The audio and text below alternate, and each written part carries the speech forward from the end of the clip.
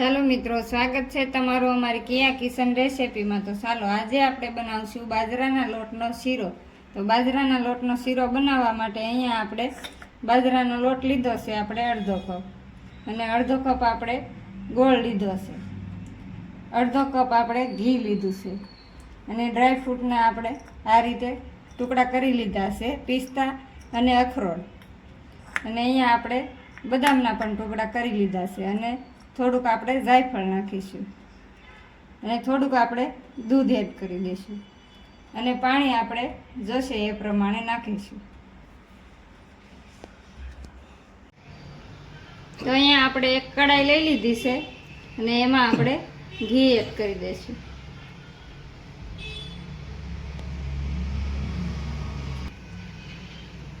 તો ઘી આપણું ગરમ થઈ ગયું છે, હવે આપણે બાજરાનો લોટ એડ કરી દઈશું,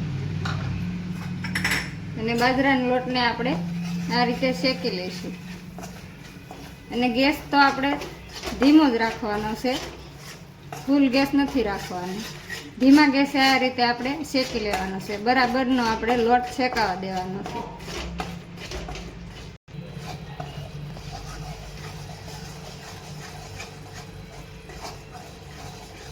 લોટને આપણે બરાબર શેકાવા દેવાનો છે, કેમ કે લોટ શેકાશે તો જ તે આપણો શીરો સરસ બનશે।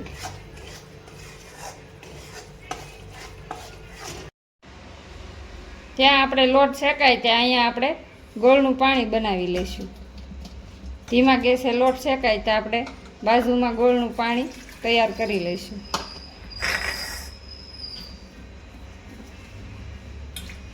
આ રીતે તમે ગરમ પાણી પણ કરીને ગોળનું પાણી બનાવી શકો છો, પણ અમે તો આ રીતે ઠંડા પાણીમાં જ ગોળનું પાણી બનાવીએ છીએ।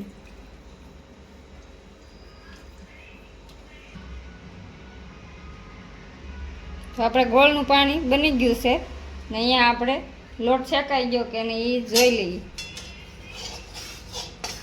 તો લોટ પણ સરસ શેકાઈ ગયો છે, તો થોડી વાર હજી આપણે શેકી લઈએ। તો સરસ શેકાઈ ગયો છે, અને કલર પણ ચેન્જ થઈ ગયો છે, તો હવે આપણે ગોળનું પાણી એડ કરી દઈશું।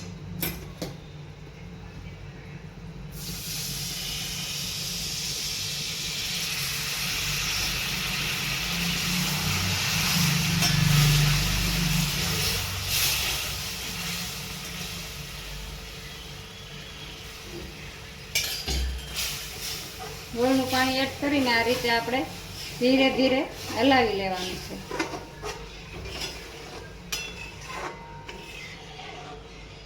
અને ગેસ આપણે ફૂલ કરી દેવાનો છે।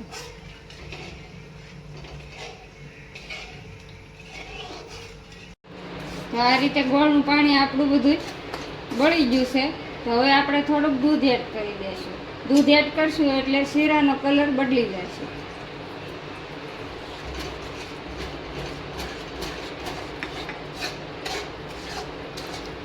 શીરો આપણો વ્હાઈટ બતાશે, તો દૂધ નાખવાથી સરસ વ્હાઈટ બતાય છે, બહુ કાળો નથી બતાતો શીરો આપણો, એટલે દૂધ નાખવાથી સરસ લાગે છે, અને ટેસ્ટ પણ સરસ લાગે છે।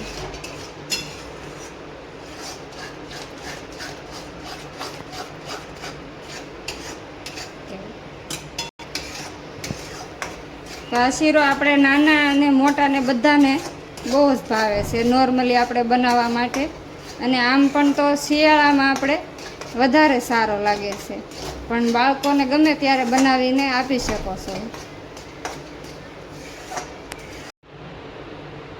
તો બની ગયો છે આપણો શીરો। તો હવે આપણે થોડું જાયફળ એડ કરી દઈશું,